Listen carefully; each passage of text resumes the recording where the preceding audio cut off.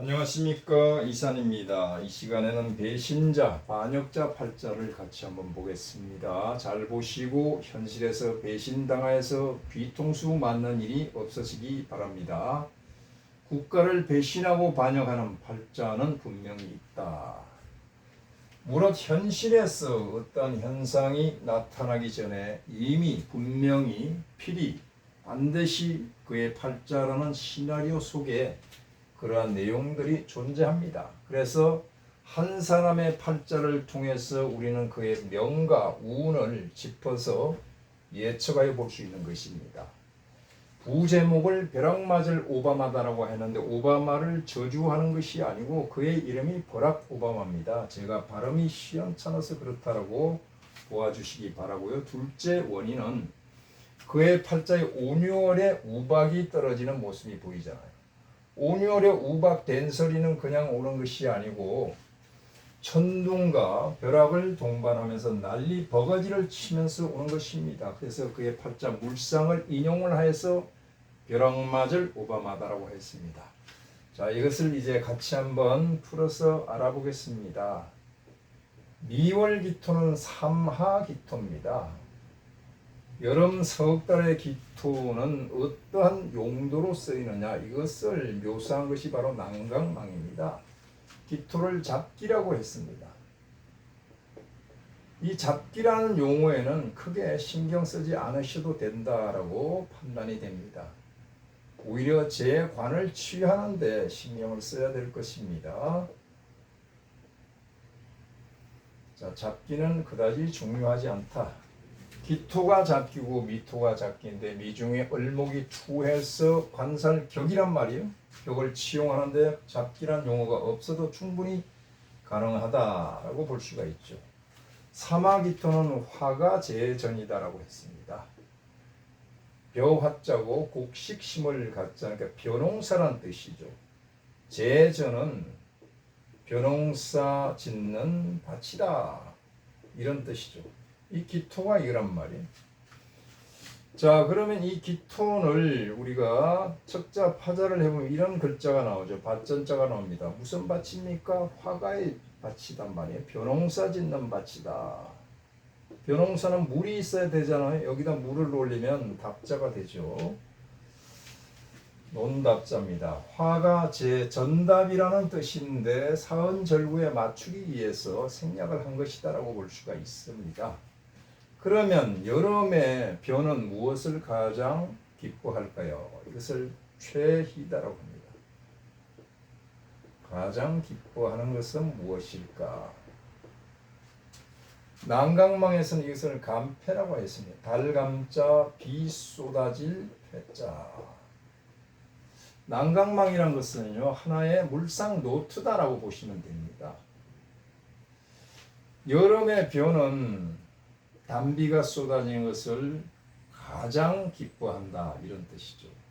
그렇다면 개수를 취해야 되겠죠. 취개하여서 위용이다. 어렵게도 써놨네요. 개수가 그냥 용신이다, 이런 뜻이죠.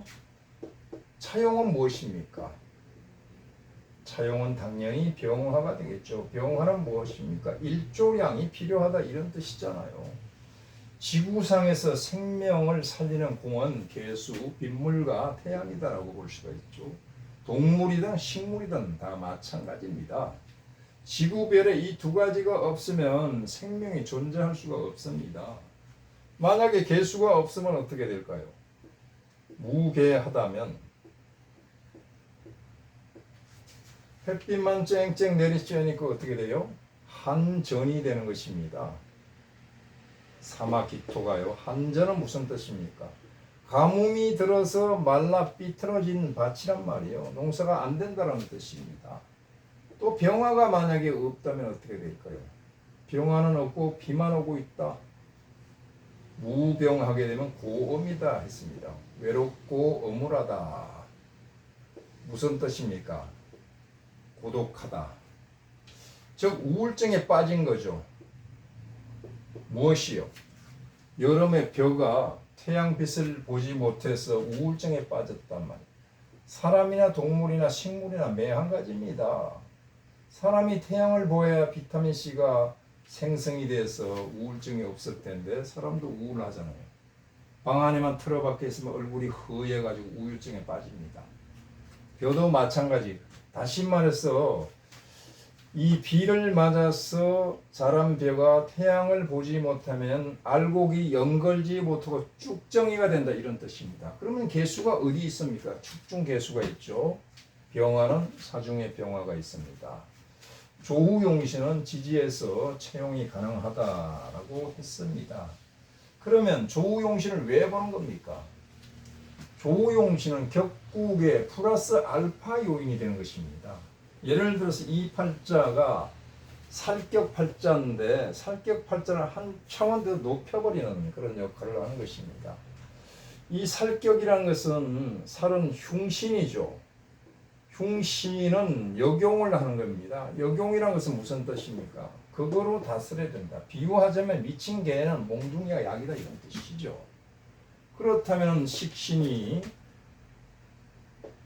제사를 하는 것을 바로 살격의 성격이 되었다라는 뜻입니다. 식신 제사는 영웅의 명입니다. 왜 영웅이 될까요?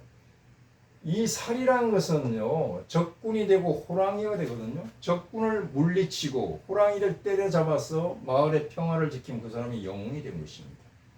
그렇다면 이 식신과 살과 균형이 잡혀야 돼요. 이 균형이 만약에 깨어지면 영웅의 이름도 헛된 이름으로 허공으로 사라지고 간웅이 되는 것입니다. 즉 반역자가 되는 것입니다. 이것이 중요하죠. 그래서 살격 중에서 식신 제살 팔자는 이 문구를 반드시 기억을 해야 됩니다. 칠살은 희제복이나 칠살은 제복해야 됩니다. 식신 제사를 해야 되는데 불이 태과다라고 했습니다. 지나치게 제복을 하게 되면 불이하다, 이런 뜻이죠. 또 비유하자면 칠살은 아프리카 밀림에서 잡은 호랑이인데 이 호랑이를 제복, 즉 조련을 해야 될 거 아닙니까?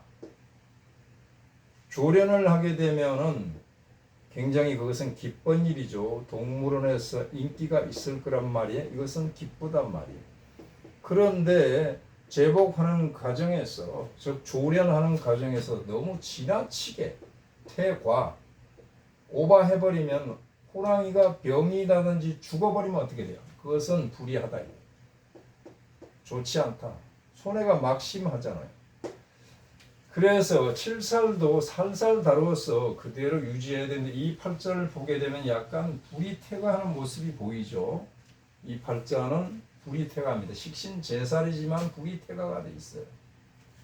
다시 말해서 칠살은 희제복이나 불이 태과를 진법 무민이다라고 한마디로 압축을 해서 그 개념을 정리할 수가 있습니다. 다할 진짜죠. 진력을 다한다 이러잖아요. 진력을 했다. 진법, 법이 다했다. 법이 이제 사라졌다, 이런 뜻입니다. 그러면 무민, 백성이 그 나라에서는 존재할 수가 없어서 다 떠난다, 이런 뜻입니다. 식신제살인데 진법 무민의 모습을 보이는 것은 토 두 개가 신금을 생해주고 사유축 금이 돼서 신금의 세력이 지나치게 강해서 을목을 너무 핍박을 하고 있단 말이에요. 그래서 이 팔자가 운을 기다렸다가 대운에서 성격이 되게 돼 있어요. 지금은 100% 성격이다라고 볼 수가 없는 것입니다.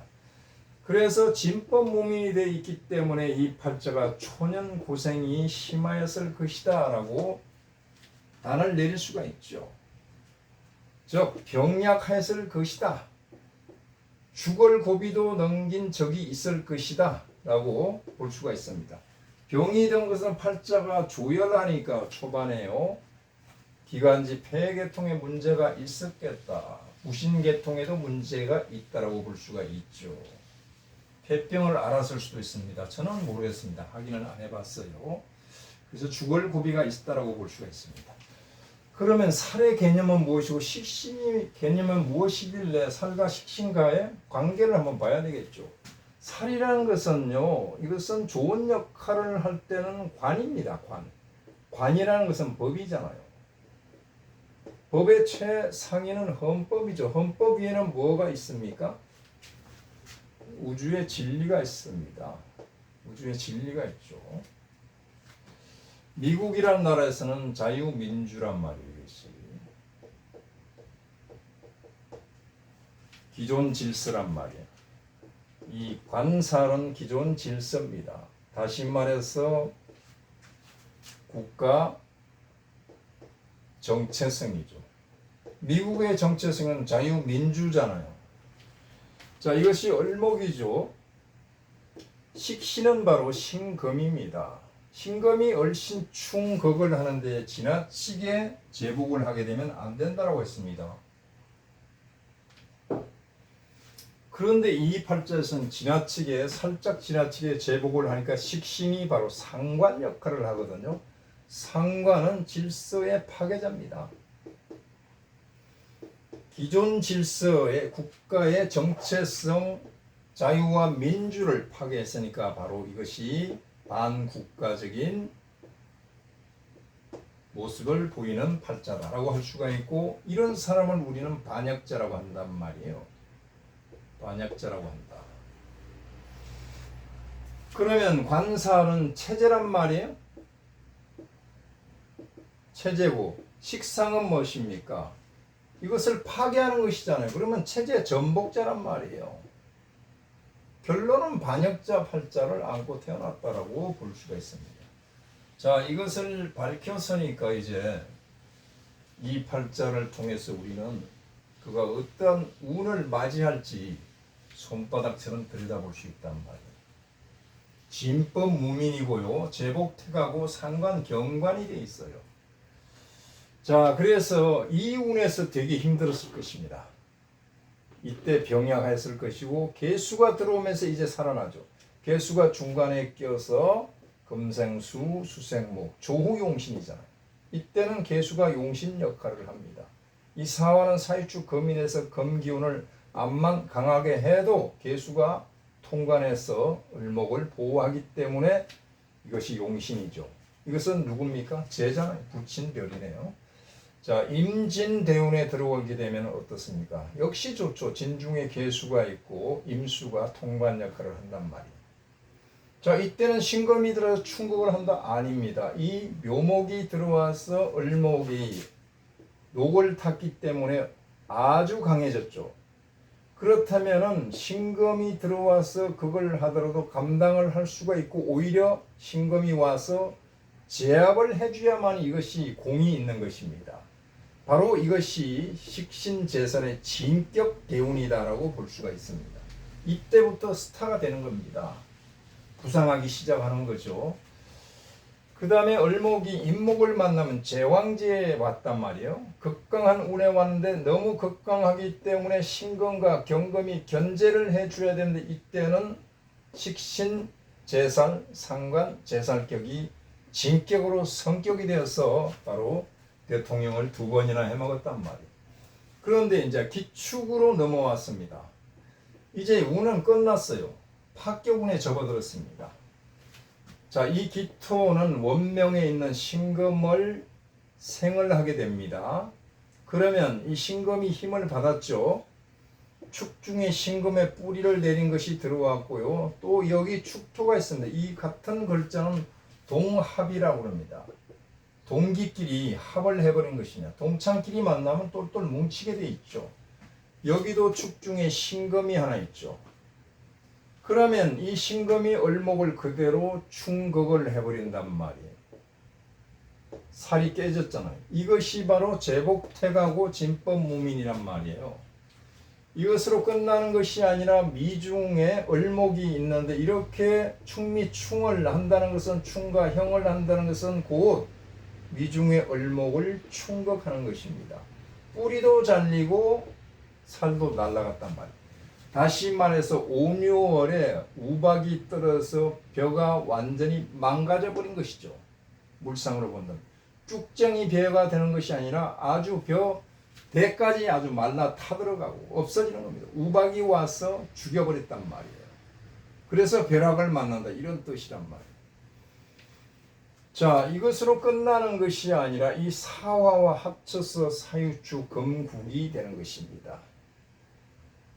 금국이 되었다는 것은 상관국이라는 뜻이죠.